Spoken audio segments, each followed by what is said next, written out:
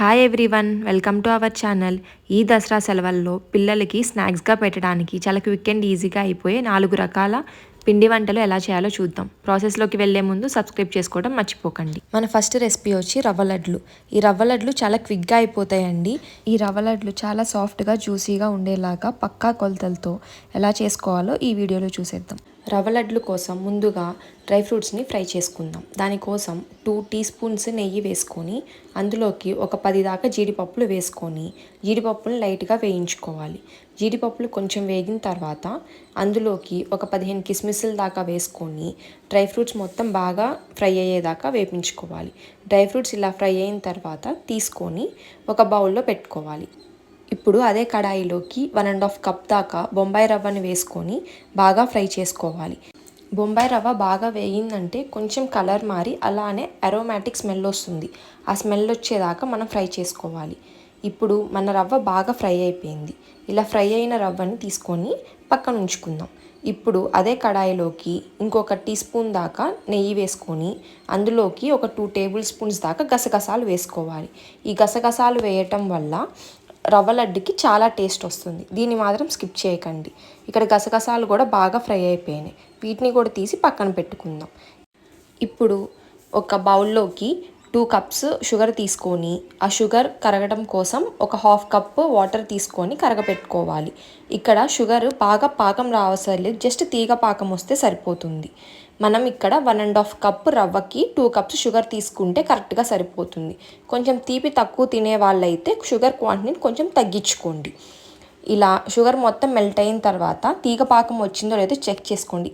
పాకాన్ని 2 వేళ్ల మధ్యలో పెట్టి ప్రెస్ చేసేటప్పుడు గమ్ములాగా లైట్గా అతుక్కుంటూ ఉండాలి. అప్పుడు మనకి పాకం పర్ఫెక్ట్గా వచ్చినట్లు. ఇప్పుడు ఒకసారి మిక్స్ చేసుకొని దీన్ని పక్కన ఉంచుకుందాం. ఇప్పుడు పాకంలోకి మనం ముందుగా ఫ్రై చేసుకొని పెట్టుకున్న రవ్వని వేసుకొని కంటిన్యూస్గా కలుపుతూ ఉండాలి. ఒకళ్ళే రవ్వ వేస్తూ కలపలేకపోతే ఇంకొకరు హెల్ప్ తీసుకొని కలపడం బెటర్, లేకపోతే ఫాస్ట్గా గడ్డగట్టిపోతుంది.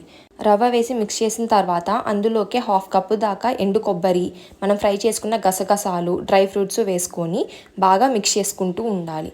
దీన్ని కంటిన్యూస్గా మిక్స్ చేసుకుంటూనే ఉండాలి. ఫైనల్గా ఒక చిటికెడు యాలకుల పొడి వేసి కలుపుకుంటూ ఉండాలి. మనం వేసిన ఇంగ్రీడియంట్స్ అన్నీ దగ్గర పడేదాకా కంటిన్యూస్గా కలుపుతూ ఉండాలి. మనం ఎప్పుడు దాకా కలుపుతూ ఉండాలంటే మనం ఉండకి చేయడానికి వచ్చేదాకా కలుపుతూనే ఉండాలి. ఇలా దగ్గర పడినప్పుడు ఒకసారి ఉండ వస్తుందో లేదో చెక్ చేసుకొని ఇక కలపటం ఆపి ఉండలు చేయడం స్టార్ట్ చేయాలి. మనం రవ్వ లడ్లు చేసేటప్పుడు కంప్లీట్గా ఆరిపోయేదాకా ఉండకూడదు.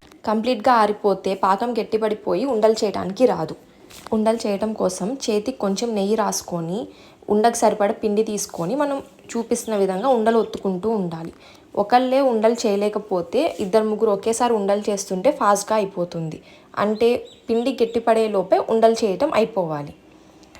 చూడండి, ఇలా ఉండలు చేసుకొని మనం పక్కన పెట్టుకుందాం. అంతేనండి, రవ్వ లడ్లు చాలా ఈజీగా చేసేసుకోవచ్చు. నేను ఇచ్చిన క్వాంటిటీస్తో మనకి అట్లీస్ట్ 10 నుంచి 15 వరకు మనం చేసిన ఉండ సైజుని బట్టి రవ్వ లడ్లు వస్తాయి. మన నెక్స్ట్ రెసిపీ వచ్చి వరిపిండితో చేసే క్రిస్పీ చెక్కలు. ఇది ఎలా చేయాలో చూసేద్దాం. చెక్కలు చేయడం కోసం ఇక్కడ 250 గ్రామ్స్ వరిపిండిని తీసుకుంటున్నానండి. ఇది పొడి వరిపిండి, తడి వరిపిండి కాదు. 1/2 కేజీ బియ్యాన్ని మరపట్టిస్తే 1/2 కేజీ వరిపిండి వస్తుందండి. ఆ వరిపిండిని ఒకసారి జల్లించి తీసుకోవాలి. అందులోకి ఒక 1/2 టీ స్పూన్ దాకా ఉప్పు, 1 టీ స్పూన్ కారం వేసుకోవాలి. కారం కొంచెం తక్కువగా తినేవాళ్ళు కొంచెం క్వాంటిటీని రెడ్యూస్ చేసుకోండి. అలానే ఒక 1/2 టీ స్పూన్ జీలకర్ర, 1 గంట పాటు నానబెట్టుకున్న పెసరపప్పును వేసుకోవాలి. ఇక్కడ పెసరపప్పు క్వాంటిటీ మనం తీసుకున్న పిండికి 8వ వంతు ఉండాలి. అంటే మీరు ఇప్పుడు 2 కప్పుల పిండిని తీసుకుంటే 1/4 కప్పు పెసరపప్పు తీసుకోవాలి. అందులో ఒక 50 గ్రామ్స్ దాకా వెన్నని వేసుకోవాలి. వెన్న వేసుకోవటం వల్ల ఆ చెక్కలు అనేవి చాలా టేస్టీగా ఉంటాయి. అలానే చెక్కలు అనేవి బోలుగా కూడా వస్తాయి. ఈ వెన్న, ఉప్పు, కారం అన్నీ బాగా కలిసేలాగా కలుపుకోవాలి. అన్నీ కలిపిన తర్వాత అందులోకి ఒక 2 రెబ్బల కరివేపాకు వేసుకొని ఒకసారి కలిపి కొద్దిగా వాటర్ వేసుకుంటూ మనం పూరీ పిండి కలుపుకున్నంత గట్టిగా కలుపుకోవాలి. ఎప్పుడు చెక్కల పిండి పల్చగా అవ్వకూడదండి. పల్చగా అయ్యిందంటే చెక్కలు చేసేటప్పుడు చెక్కలు విరిగిపోతాయి. కాబట్టి చెక్కల పిండి అనేది మనం పూరీ పిండి ఎంత గట్టిగా అయితే కలుపుకుంటామో అంతకన్నా కొంచెం గట్టిగా కలుపుకోవాలి. చూసారా, ఈ పిండిని ఇంత గట్టిగా కలుపుకొని పక్కన ఉంచుకోవాలి. చెక్కల పిండి కలుపుకున్న తర్వాత చిన్న చిన్న బాల్స్ చేసుకొని పెట్టుకోవాలి. మీరు చెక్క ఏ సైజులో కావాలనుకుంటున్నారో ఆ సైజుకి తగ్గట్టు బాల్స్ని చేసుకొని పక్కన ఉంచుకోండి. ఇలా అన్ని ఉండలు చేసుకొని పక్కన ఉంచుకొని ఇప్పుడు ఒక పూరీ ప్రెస్ తీసుకొని పైన కింద బటర్ పేపర్ కానీ పాలిథిన్ కవర్ కానీ వేసుకొని వాటికి ఆయిల్ అప్లై చేసుకొని ఇక్కడ చూపిస్తున్న విధంగా చెక్కల్ని పెట్టుకొని ఒత్తుకోవాలి. చెక్కల్ని బాగా ఎక్కువ ప్రెషర్ పెట్టి వత్తద్దు, వత్తితే చెక్కలు అనేవి మరీ పల్చగా వస్తాయి. ఒకసారి ఒత్తిన తర్వాత మళ్ళీ బటర్ పేపర్ మీద మళ్ళీ కొంచెం ఆయిల్ అప్లై చేసి లైట్గా ప్రెషర్ అప్లై చేసి చెక్కల్ని వత్తాలి. చూసారా, ఈ మందంలో చెక్కలు చేసుకుంటే చెక్కలు అనేవి చాలా క్రిస్పీగా ఉంటాయి. చెక్కలు అలా చేసుకొని పక్కన పెట్టుకున్న తర్వాత బాగా హీట్ ఎక్కిన ఆయిల్లో చెక్కల్ని వేసి వెంటనే కదపకుండా 1 నిమిషం ఉండాలి. వెంటనే కదిపితే చెక్కలు ఇరిగిపోతాయి. చెక్కలు 1 నిమిషం వేగిన తర్వాత చెక్కల్ని నెమ్మదిగా అటు ఇటు కలుపుకుంటూ బాగా వేయించుకోవాలి.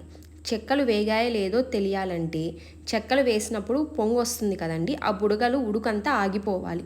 ఉడుకు ఆగిపోయిందంటే చెక్కలు వేగినట్టే. చూసారా, చెక్కలు కలర్ మారి ఎంత క్రిస్పీగా కనపడుతున్నాయో. ఇలా వచ్చేస్తే చెక్కలన్నీ బాగా వేగాయని. ఈ చెక్కల్ని తీసి పక్కన పెట్టి రిమైనింగ్ చేసుకున్న చెక్కలన్నీ కూడా వేసుకొని ఫ్రై చేసుకుందాం. చాలా ఈజీగా ఇంట్లోనే బిగినర్స్ కూడా ఈ చెక్కల్ని చేసేయచ్చు. మన నెక్స్ట్ రెసిపీ వచ్చి వెన్నుండలు. నోట్లో వేసుకుంటే ఇట్టే కరిగిపోయే వెన్నుండలు ఎలా చేసుకోవాలో చూసేద్దాం. దీనికోసం మనం ముందుగా పిండి ఏ బౌల్లో అయితే కలుపుకుంటామో ఆ బౌల్లోకి ఒక 80 గ్రామ్స్ ఆఫ్ వెన్నపూసను తీసుకోవాలి. ఆ వెన్నపూసల్లోకి 250 గ్రామ్స్ ఆఫ్ వరిపిండిని 2 సార్లుగా జల్లించుకొని తీసుకోవాలి. మనం తీసుకున్న వెన్నపూసని కూడా ఒక 2-3 సార్లు కడుక్కొని తొలకలేమీ లేకుండా చూసి ఆ వెన్నపూసని తీసుకోవాలి.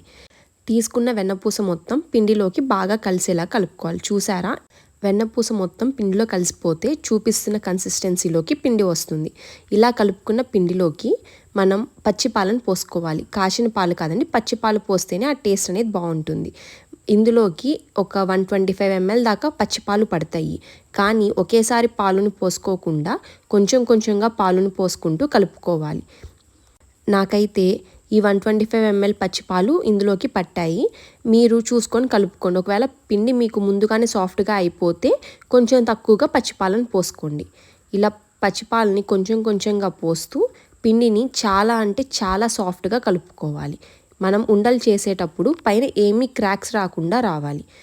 ఈ చూపిస్తున్న విధంగా పిండిని కలుపుకొని పక్కన ఉంచుకోండి. చూసారా, పిండి ఇంత సాఫ్ట్గా ఉండాలి. ఇలా సాఫ్ట్గా కలుపుకున్న పిండిని మనం ఇప్పుడు ఉండలు చేసుకుందాం. వెన్నుండలు చేసేటప్పుడు ఫస్ట్ టిప్ ఏంటంటే మనం తీసుకున్న వెన్నలో కానీ అలానే పిండిలో కానీ ఎలాంటి తొలకలు ఉండకూడదు. అలా తొలకలు ఉన్నాయంటే మనం నూనెలో వేసి ఫ్రై చేసేటప్పుడు వెన్నుండలు పేలుతాయి. వెన్నుండల్లో వెన్నపూస కనుక ఎక్కువైతే మనం నూనెలో వేసి ఫ్రై చేసేటప్పుడు వెన్నుండలు అనేవి కరిగిపోతాయి. మీరు కనుక ఆ ఇష్యూ ఫేస్ చేస్తే అందులోకి ఇంకొక 1/2 కప్పు దాకా వరిపిండిని వేసి కలుపుకొని వెన్నుండల్ని చేసుకోండి. అలానే వెన్నపూస కనుక తక్కువ వేస్తే మనం చేసిన వెన్నుండలు బోలుగా రాకుండా చాలా గట్టిగా ఉంటాయి. ఇలా వెన్నుండలన్నీ చిన్న చిన్నగా చేసుకొని పక్కన ఉంచుకోవాలి. వెన్నుండలన్నీ ఆల్మోస్ట్ సేమ్ సైజులో చేసుకోండి, లేకపోతే కొన్ని వెన్నుండలు బాగా వేగి కొన్ని వేగకుండా ఉంటాయి. చూసారా, ఇలా చేసుకొని పక్కన ఉంచుకొని ఇప్పుడు డీప్ ఫ్రై కోసం తగినంత ఆయిల్ని పెట్టుకోండి. ఆయిల్ హీట్ అయిందో లేదో ఒక వెన్నుండని వేసి చెక్ చేసుకోండి. ఆయిల్ కనుక హీట్ అయ్యి అట్లా బుడగలు వస్తుంటే మనం చేసుకున్న వెన్నుండల్ని అందులోకి వేసుకొని ఫ్రై చేసుకుందాం. నూనెకి సరిపడా వెన్నుండల్ని వేసుకొని వేసిన వెంటనే కదిలించకుండా ఒక 2 minutes అట్లా ఉందాం, లేకపోతే వెన్నుండలు చిదురైపోతాయి. ఇట్లా ఒకసారి కదిలించి మళ్ళీ ఒక 2 minutes కదిలించకుండా అలానే పెడదాం. వెన్నుండలు ఎప్పుడూ కూడా వేసిన వెంటనే కదిలించకూడదు, కానీ ఒక 2 minutes ఫ్రై అయిన తర్వాత నుంచి మాత్రం వెన్నుండల్ని కదుపుకుంటూనే ఉండాలి. అలా కదుపుకుంటూ ఉండటం వల్ల వెన్నుండలు అన్ని సైడ్స్ బాగా కాలుతాయి. ఇలా వెన్నుండలు ఉడుకు ఆగిపోయినాయి అంటే వెన్నుండలు బాగా వేగిపోయినట్టు. చూసారా, కలర్ అనేది ఇలా ఆరెంజ్ కలర్లోకి వస్తుంది అంటే వెన్నుండలు బాగా వేగాయని. ఇప్పుడు ఈ వెన్నుండల్ని తీసుకొని వేరే బౌల్లోకి ట్రాన్స్ఫర్ చేసుకొని పెట్టుకుందాం. ఇదే ప్రాసెస్లో మనం ముందుగా ప్రిపేర్ చేసి పెట్టుకున్న మిగతా వెన్నుండలన్నీ కూడా ఆయిల్లో వేసుకొని ఫ్రై చేసేసుకోవాలి. మనం ఫ్రై చేసుకునేటప్పుడు మర్చిపోకూడని విషయం ఏంటంటే వెన్నుండలు వేసిన వెంటనే కదపకూడదు, కదిపితే చిదురైపోతాయి. వెన్నుండలన్నీ ఇలా ఫ్రై చేసి పెట్టుకోవాలి. చూసారా ఎంత క్రిస్పీగా ఫ్రై అయినాయో. ఇప్పుడు ఈ వెన్నుండల్ని పక్కన పెట్టుకొని మనం ఇప్పుడు బెల్లాన్ని కరిగించుకుందాం. బెల్లాన్ని పాకం తెప్పియాలండి. ఇది మొత్తం 150 గ్రామ్స్ ఆఫ్ బెల్లం. అందులోకి ఒక 1/2 కప్పు వాటర్ పోసుకొని పాకం తెప్పియాలి. ఇలా మొత్తం కరిగిపోయి పాకం వచ్చేదాకా కదుపుకుంటూనే ఉండాలి. పాకం వచ్చిందో లేదో చెక్ చేయడం కోసం ఒక అల్యూమినియం ప్లేట్ తీసుకొని అందులో కొంచెం వాటర్ పోసుకొని ఉంచుకోవాలి. పాకం వచ్చిందనిపించినప్పుడు ఇలాగా కొంచెం పాకాన్ని వేసుకొని ఆ ముద్దని చేసి చూస్తే ఆ ముద్ద చాలా సాఫ్ట్ బాల్ లాగా ఉండాలి. చూసారా, ఇలా సాఫ్ట్ బాల్ లాగా అయ్యిందంటే మనకు పాకం కరెక్ట్గా ఉన్నట్టు. ఆ పాకాన్ని తీసుకొచ్చి మనం ముందుగా ప్రిపేర్ చేసి పెట్టుకున్న వెన్నుండల్లో వేసి కంటిన్యూస్గా తిప్పుతూ ఉండాలి. ఈ తిప్పేటప్పుడు జాగ్రత్తగా ఉండాలండి, లేకపోతే వెన్నుండలు అనేవి పగిలిపోతాయి. ఇలా కంటిన్యూస్గా తిప్పుకుంటూనే ఉండాలి. పాకం పోసిన తర్వాత వెన్నుండలు తిప్పకపోతే అవి ఉండలుగా అయిపోయి అతుక్కుపోతాయి. తర్వాత సపరేట్ చేయడానికి మనకు కష్టమవుతుంది. కాబట్టి వెన్నుండల మీద పోసిన పాకము డ్రై అయిపోయి సపరేట్గా వచ్చేదాకా మనం ఇలా కదుపుకుంటూనే ఉండాలి. చూసారు కదండి, అంచుల నుంచి కలపాలి. ఇలా సపరేట్ అయిపోయి పైన డ్రై అయిపోతే మన వెన్నుండలు రెడీ అయిపోయింది. అంతే అండి, చాలా టేస్టీగా ఉండే వెన్నుండలు రెడీ అయిపోయింది. మన నెక్స్ట్ రెసిపీ వచ్చి చాలా టేస్టీగా ఉండే చేతి చెక్కలు. ఇది ఎలా చేయాలో చూసేద్దాం. దీనికోసం ముందుగా మిక్సీ జార్లోకి ఒక 5 గ్రాముల దాకా ఉండే అల్లాన్ని వేసుకోవాలి. అలానే ఒక 8 నుండి 9 పచ్చిమిరపకాయలు మీ కారానికి తగినట్టు వేసుకొని ఇలా గ్రైండ్ చేసుకొని పక్కన ఉంచుకోండి. ఇప్పుడు పిండి కలుపుకునే బౌల్లోకి ఒక 4 కప్పులు వరిపిండిని వేసుకోండి. ఇది 3.5 కప్పుల బియ్యాన్ని పట్టిస్తే వచ్చిన వరిపిండి అండి. అందులోకి 1 టీ స్పూన్ ఉప్పు, 1 టీ స్పూన్ జీలకర్ర, అరగిద్ద పచ్చిశనగపప్పు. ఈ పచ్చిశనగపప్పు 1 గంట పాటు నానబెట్టుకున్నాయండి.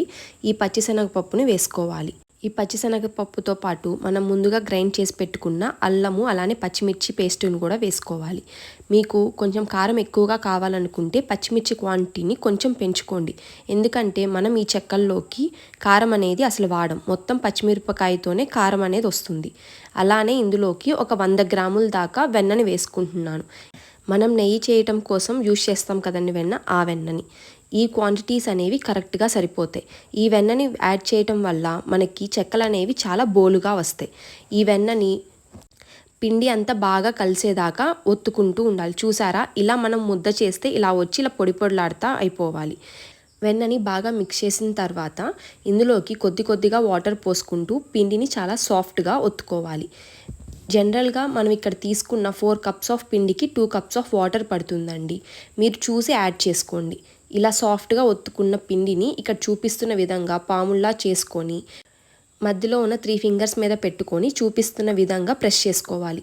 ఇలా ప్రెస్ చేసుకోవటం వల్ల మన ఫింగర్స్ మీద ఉన్న అరవళ్ళు పడి వేగినప్పుడు ఆ క్రిస్పీనెస్ అనేది వస్తుంది. చూసారా, ఇలాగా మరీ పల్చగా కాకుండా మరీ లావుగా కాకుండా ఒక మీడియం సైజులో ఒత్తుకోవాలి. ఇదిగోండి, ఇంకొకటి కూడా చూపిస్తున్నాను ఎలా చేయాలో. మామూలు చెక్కలతో పోలిస్తే ఇవి కొంచెం మందంగానే ఉంటాయి. చూసారా, ఈ విధంగా ఒత్తుకోవాలి. నేను మధ్యలో ఉన్న 3 ఫింగర్సే యూజ్ చేస్తున్నాను, నా లాస్ట్ ఫింగర్ నేను యూజ్ చేయట్లేదు. ఇలా ప్రెస్ చేసుకున్నవన్నీ ఒక ప్లేట్లో పెట్టుకోవాలి. ఈ చెక్కలని మనం ఒకేసారి చేసుకొని తర్వాత ఒకేసారి డీప్ ఫ్రై చేసుకోవచ్చు, ప్రాబ్లం ఏమీ ఉండదు. సో ఒకేసారి చేసుకున్న తర్వాత డీప్ ఫ్రై చేసుకుందాం. ఇప్పుడు కడాయిలో ఆయిల్ హీట్ ఎక్కిన తర్వాత ఇలా మనం ముందుగా చేసి పెట్టుకున్న చెక్కలన్నిటినీ ఒక్కొక్క దానిగా వేసుకోవాలి. ఇక్కడ ఫస్ట్ థింగ్ ఏంటంటే మనం వేసిన వెంటనే కదపకూడదు. అలా కదిపేసామంటే చెక్కలు అనేవి విరిగిపోతాయి. కాబట్టి అవి కొంచెం ఫ్రై అయ్యేదాకా మనం కదపకుండా ఉండాలి.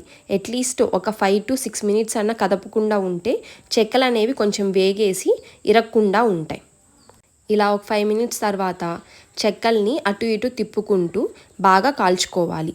ఇలా రంగు మారి ఎర్రగా వచ్చినప్పుడు మనం చెక్కల్ని తీసేసి పక్కన ఉంచుకోవాలి. చూసారా, ఈ కలర్ వస్తే సరిపోతుంది. అందులో ఆల్రెడీ కొంచెం వేడి ఉంటుంది కాబట్టి ఆ వేడి మీద ఆ క్రిస్పీనెస్ అనేది వచ్చేస్తుంది. ఇప్పుడు మీకు కావాలనుకుంటే ఇందులో కరివేపాకు కూడా యాడ్ చేసుకోవచ్చు. ఇందాక కలిపిన పిండిలోకి సన్నగా కోసిన కరివేపాకుని యాడ్ చేసుకొని వేసుకోవచ్చు. చాలామంది కరివేపాకును వేయరండి, ఎందుకంటే కరివేపాకు వేస్తే నూనెలోకి రాలిపోతుందని. కానీ కరివేపాకు వేస్తే ఆ ఫ్లేవర్ అనేది చాలా బాగుంటుంది. మీకు నచ్చితే వేసుకోవచ్చు, లేకపోతే వదిలేయచ్చు. ఎలా చేసుకున్న చెక్కలు అనేవి మాత్రం చాలా బాగుంటాయి. చూసారా, ఈ క్రిస్పీనెస్తో వేగిన తర్వాత చెక్కల్ని తీసి పక్కన పెట్టుకుందాం. అంతేనండి, మన చేతి చెక్కలు అనేవి రెడీ అయిపోయినాయి. ఈసారి పిల్లలు ఎప్పుడన్నా స్నాక్స్ అడిగినప్పుడు ఒకసారి ఈ చేతి చెక్కల్ని చేసి చూడండి, చాలా అంటే చాలా బాగా వస్తాయి. అలానే చాలా క్విక్గా కూడా అయిపోతాయి. ఈ చేతి చెక్కలు మనం అట్లీస్ట్ ఒక 1 మంత్ దాకా ఈజీగా స్టోర్ చేసుకోవచ్చండి. మీరు కూడా ఈ సెలవుల్లో ఇప్పుడు చూపిస్తున్న పిండి వంటలు ట్రై చేసి ఎలా వచ్చాయో కమెంట్ సెక్షన్లో కమెంట్ చేయడం మర్చిపోకండి.